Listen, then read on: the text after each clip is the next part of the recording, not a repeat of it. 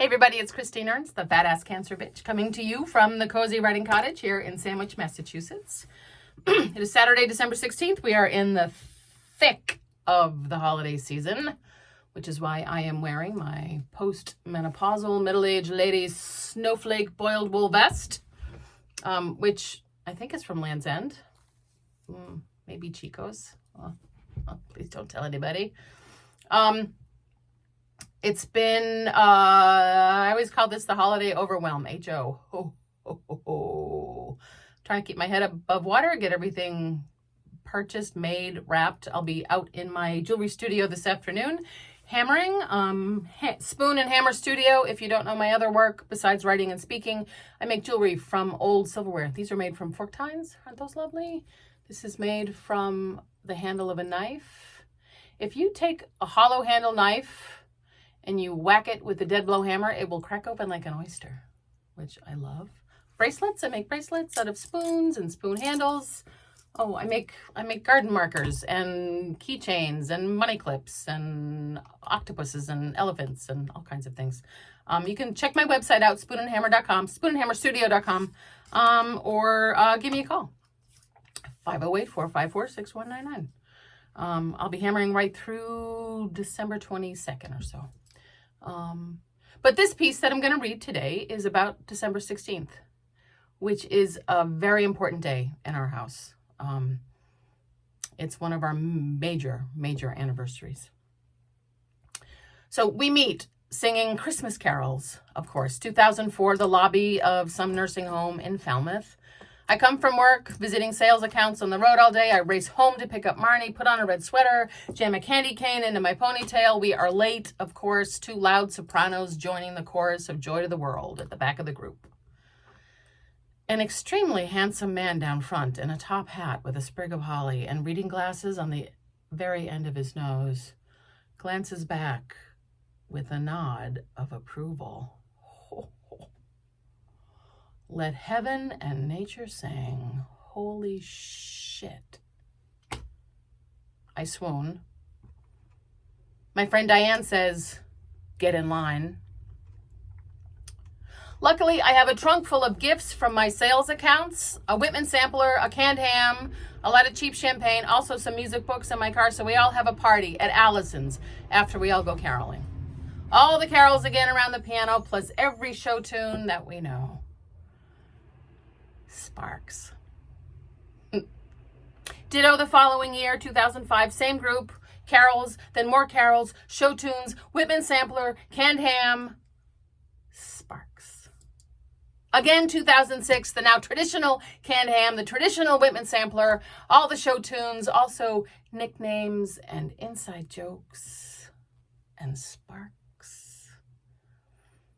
At the party after we go caroling all night long, he is sitting next to me on the piano bench, turning pages and refilling my wine glass. 2 a.m., no one wanting to say goodbye. Well, not me. I reach up to hug him goodbye, my nose in the crook of his neck. With the same lizard brain instinct that I long to breathe in the scent of my children when I have not seen them for a day, for an hour, that impulse toward that part of a loved one exactly at the right angle of neck and shoulder, technically known as the supraclavicular fossa, the shallow depression, the intimate hollow space where all the essence of a human resides. The way that we say to babies, I could eat you up. This is the space that we're going to start with.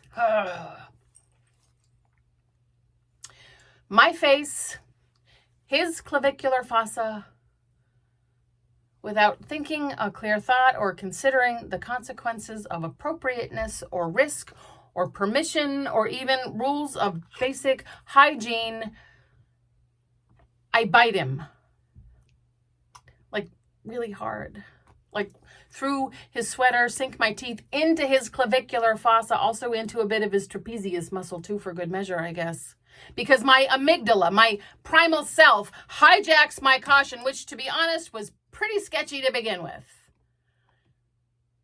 But I recognize him as my person, my other. He yelps. Of course, I just bit him. He's as surprised as I am. Then he cocks his head and asks, "Can I carry your music to the car?" I give him a house key 2 weeks later. We exchange over 1,000 emails that first month. On Flag Day 2007, almost exactly 6 months later, he arrives at my back door, 11 p.m. I've asked him not to tell me when he is coming, lest he jinx the whole thing and get hit by a bus. He carries a green garbage bag containing his entire wardrobe of 19 t-shirts and 2 pairs of pants, along with an old fishing creel and a photograph of his parents in a busted frame. He stays. We somewhat miraculously have a child, Julia, in 2009, and Marnie gets a sister. We still sing carols and show tunes. We don't eat meat anymore, but we do love a good Whitman sampler. Still swoon, still sparks. Let heaven and nature sing, my dear.